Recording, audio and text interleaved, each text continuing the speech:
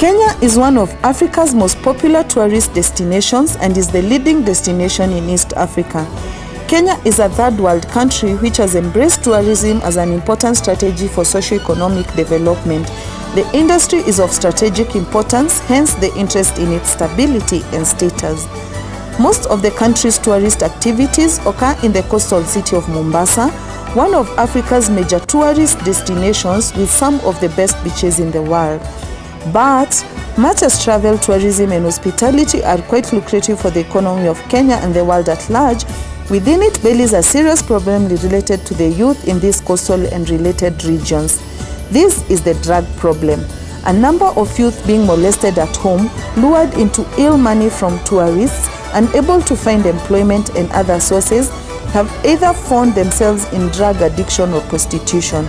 This has gone on for a long time, and now many of these youths have ended up in Al-Shabaab, a terrorist group that hijacks and kills innocent people along the coastal region and operating deep in Somalia.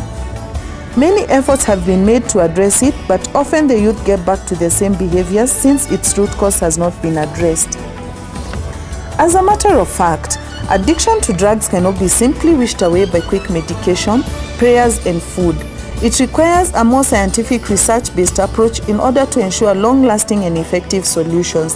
There's an array of solutions to ensure that the subjects not only get out of drugs or other forms of bad behaviors, but also to ensure that they finally sustain their new independence. On Saturday, 25th August 2012, a new and very significant effort was made at Mamba village in Mombasa County, and it caught the hearts of those parents and youths who are at risk, gifted or talented. It was at the launch of the Lost Prizes Africa, a project started in Manitoba, Canada to reclaim at-risk gifted youth from drugs and other forms of antisocial behaviors. The well-attended launch at Wild Daughters was presided over by none other than the founder and president of Lost Prizes International, Professor McCluskey, who is a well-known, accomplished internal expert in psychology and gifted education. He is also the vice president of World Council for Gifted and Talented Children. And he said, there are many programs that help educators work with at-risk kids. One of the big arts in education is how to disengage from the conflict cycle with kids and to treat disrespectful young people respectfully. A psychologist by the name of McCluskey wrote an article about the therapeutic power of kindness, and that's one of the biggest techniques we have to work with these kids, is just to be kind and engage them.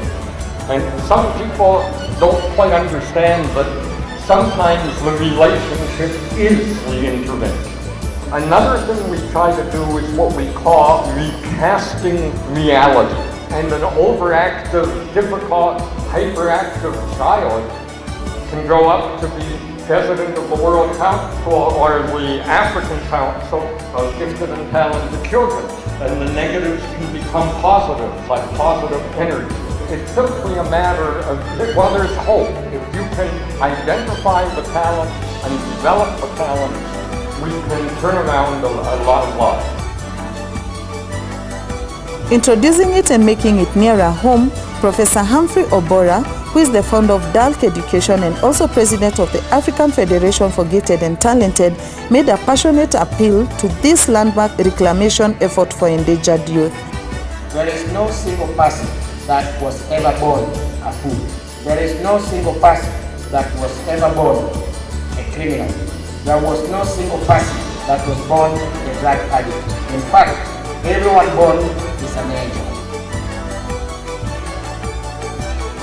Also contributing was Mr. Hezron Awiti Bolo, who is the owner of Mamba Village and has set aside sections for the establishment of Lost Prizes Africa and University of Creativity and Innovation. We need to change about the drugs. We need to do something. We should not be cowards to face reality. Kenya, I would like to request you to pick it up. To deal with this issue, it's a serious issue. These are our children. This is the people of tomorrow. Today it is these our children. Tomorrow is your own children. So we need to take a step. That is the prayer which I'm actually praying for Kenya and Africa talent work together to bring change, particularly in Mombasa. But it could not have been better listening from the youth and those supporting them. I've started the drug issue since 1994, and I did that because my brother was a drug addict. Commonly abused drugs in Mombasa are alcohol, tobacco, marijuana, crack, heroin, cocaine, miraa, and not forgetting glue. Mombasa, drugs, it's becoming terrible. And the age, ama umri, ni between 12 to 17 and then 18 to 26. We have to have an awareness or sensitization at the community level, a lot of it. I'm a recovering addict. I've been into drug addiction for a long time. And right now I'm in recovery for 1.5 years. Drug addiction is a very bad disease. Like today, something bad happened to me while I was trying to mobilize these people to come up here. There was a delay about the vehicle to come and pick them up. I was beaten up, wrote down everything of mine. You can see here. They couldn't maintain those withdrawal symptoms. Since morning, very early in the morning, they're waiting for this meeting. So they could take it to wait. So that addiction is a disease. That disease makes them to do these criminal things like this. I've been there, I know it. I'm recovered, and now I'm helping, I'm working with the ladies here to work with my brothers and to live a drug-free society. Okay, sisi ni drug addict. Kuna ile dhuluma ambapo tunadhulumiwa. Kwanza, unaweza kuwa umeenda rehab, baada ya kuenda rehab, umetoka rehab, you have nowhere to go. Hakuna mtu ambaye anachukua opportunity ya kuonyesha huyu unaenda wapi, unaanzia wapi. Kila mtu akutaka.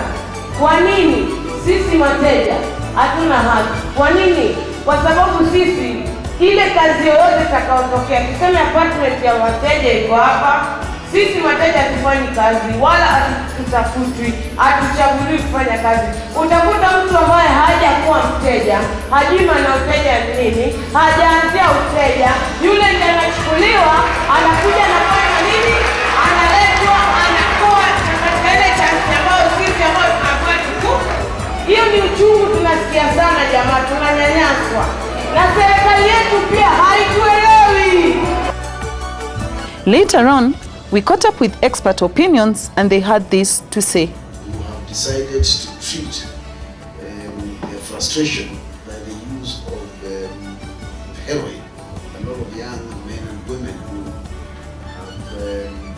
have been frustrated sufficiently do actually use heroin. When I visited Winnipeg in Canada, I found a group of my friends that were working with inmates in prison. You know, people who go to prison, they go because they've stolen, because they've been unruly, and they managed to escape. To steal from a bank, you don't have to be stupid. You will have to have high intelligence. So most of the people who are known as the gangs and the bad guys are actually people with very high intelligence. The unfortunate bit is that they're using that intelligence in the wrong way. And so a process was started in Manitoba in Canada to reclaim such gifted youth who are wasting away in wrong things. And I found it very relevant for this continent, for this country. And the base is the lowest prices internationally. And we decided that instead of wasting our young women and our young men going into drugs, and then finally joining Al-Shabaab and other outlaw groups, it is important that we bring this kind of activity back home. And that's the reason why we keep saying DALC education is not the same as any other institution. Because we look for those people who have got a void or who have been excluded in the mainstream education. And then we assess them for their natural gifts and talents. Then we look at their background in terms of work experience. And then after that portfolio assessment, we put them in programs that they can manage. You will all agree with me that somebody who has been in drugs, somebody who has been pregnant and has given birth, somebody who has been in prison is not a person that you just walk into a school or a college and expect to learn. You'll have to go through other processes to make this person learn, and when that person comes with a diploma, when we graduate those people, that is no mean achievement. And this is exactly what I want DALC to be understood for. Many people have constantly said that DALC is not doing A, B, C, D according to our grading and according to our policy. My question to you is, do you understand who these people are? And if you don't, you might need to talk to us first. Want to know more? You can contact us at the African Federation for Gifted and Talented. You can also visit the nearest DALC education campus